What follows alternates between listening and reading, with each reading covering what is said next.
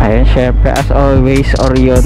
Kita nyo naman, naka-stock exhaust pa tayo ngayon. Napakatahimik. Ay.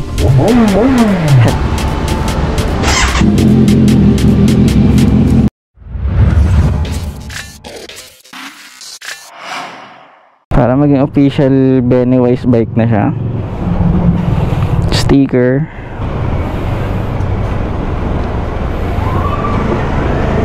Yan. Ayun, biyahe lang tayo. Syempre, kita nyo naman, naka-stock exhaust pa tayo ngayon. So, napakalaking dalawang exhaust, kabilaan, left, right. Yan. So, napakatahimik. Madagong-dong siya sa personal. Ewan ko sa video. Pero kahit pumiga ka, tahimik pa rin talaga siya. Madagong-dong lang talaga. Pakakuha lang natin sa kanya kahapon. Ngayon, punta tayo sa Orion. Ayun, syempre as always, Orion. Pakinggan nyo naman, napakatahimik.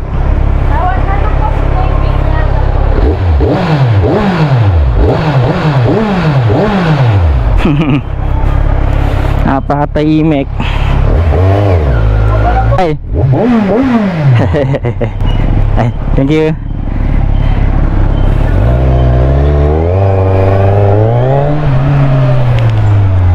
Grabe, iba talaga torque na ito ni Z1.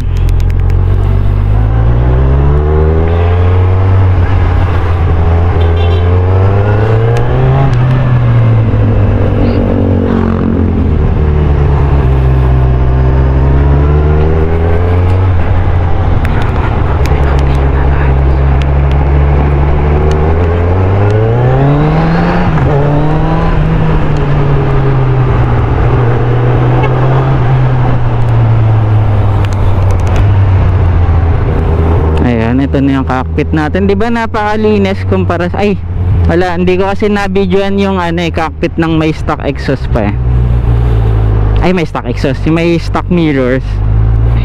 Pero ang laki kasi ng mirror, talagang mas mataas pa sa mga mirror ng kotse. Sabit kung sabit talaga yun pag sumingit ka. Ito side bar end, mas malinis talaga tignan. Ang ganda ng cockpit ng Z1 kasi yung pinaka headlight niya pati yung dash, ito nasa gitna ng bar, hindi siya yung nakaalsa pa, di ba?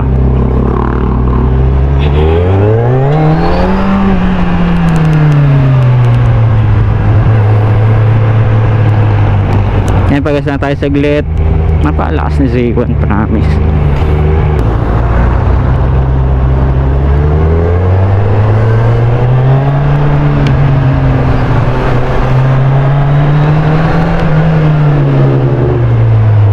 Bilis mag-overtake dito kay Z1.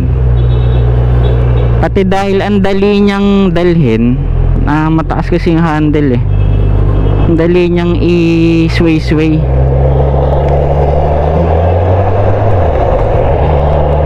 Ninibago lang sa shifting kasi walang quick shifter to, para kay 6R. Ayun, sa biyahe lang tayo pa Orion. Sunduin ko lang si OBR. Balik po tayo. Wala rin kasing tunog to puro ugong lang kaso ako lang ata nakakarinig ng ugong. Pero mamaya sure yan, talagang rinig kong rinig. Ang papakabit natin 61mm yung tubong malaki, tas shorty exhaust na 61mm din, tulad ng sa Ninja 1000. Kung napanood nyo yung mga vlogs natin sa Ninja 1000. Ayun, so balik po tayo.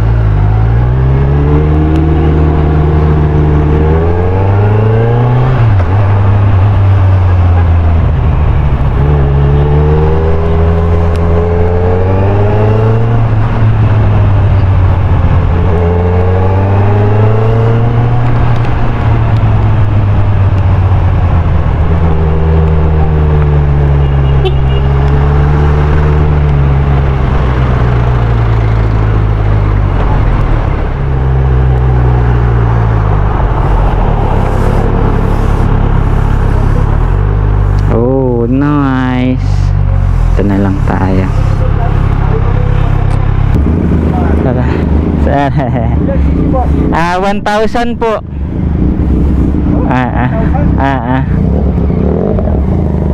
Magkano may ng ganyan? Alin po? Magkano may ng ganyan? Mga 700 po. 700? Apo. Apo, brand new. Eh kung sige naman. Segunda po mga 630, ganun. Mas mura na rin. Mga 600 po. Okay, 1,000. Apo. Medyo malaki nga rin po. Mabigat na, no? Apo, mabigat. Tahimik pa kaya papaayos namin dito. Sige po, tay. Pasok lang kayo, tay.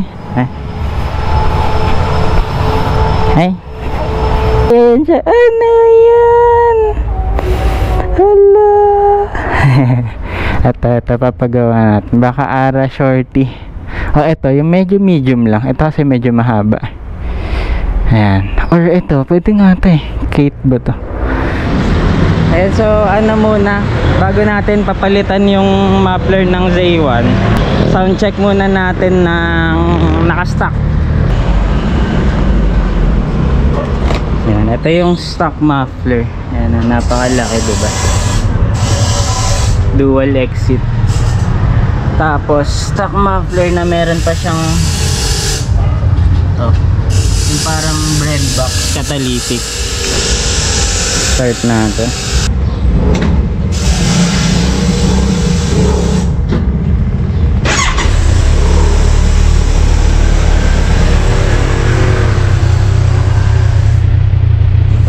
Sobrang tahimik niya, mas maingay pa yung pang weld nila doon, pang grind pala.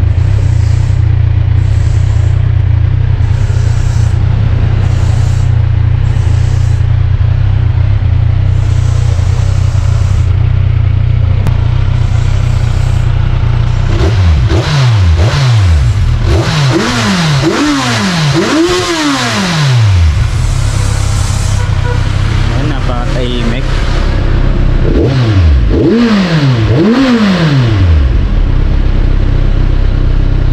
Tapos may sticker na tayo dito eh. Saan? Ito. Yan. Nagawa na yung bike kanina pa.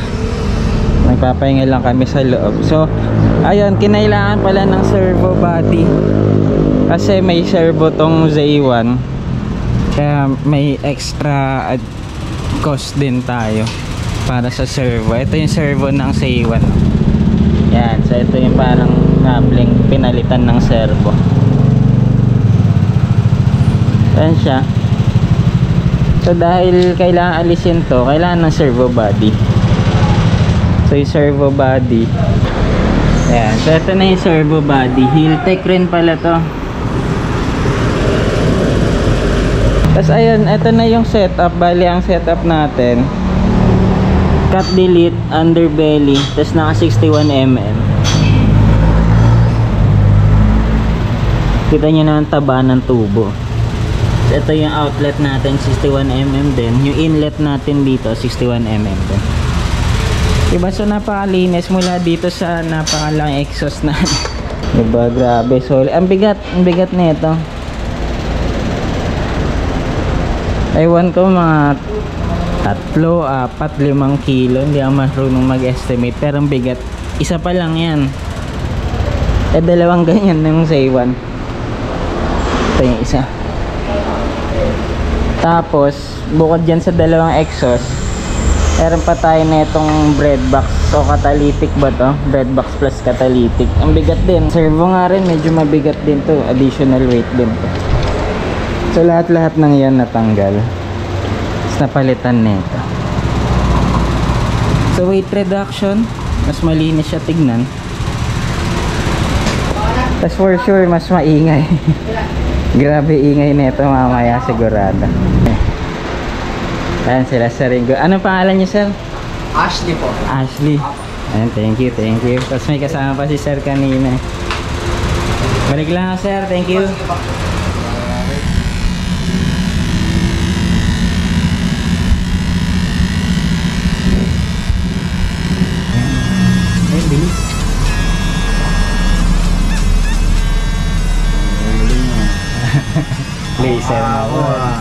Hindi sa totoo, no? Saglitan na lang. Hindi. Ayun.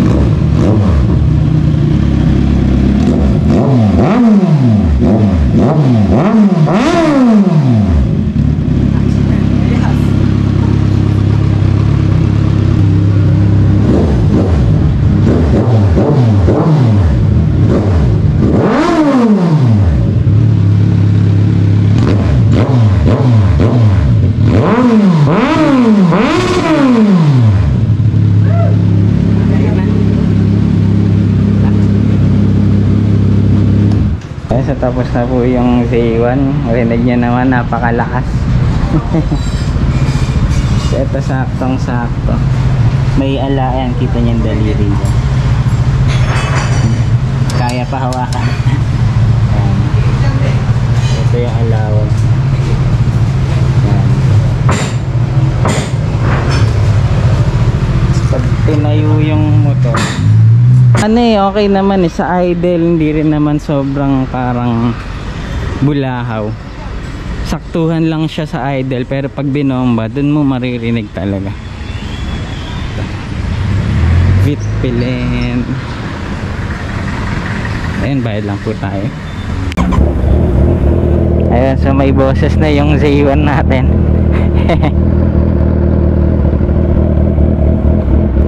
So yun po muna parang sa video natin. Tayo uwi muna para makapag-edit.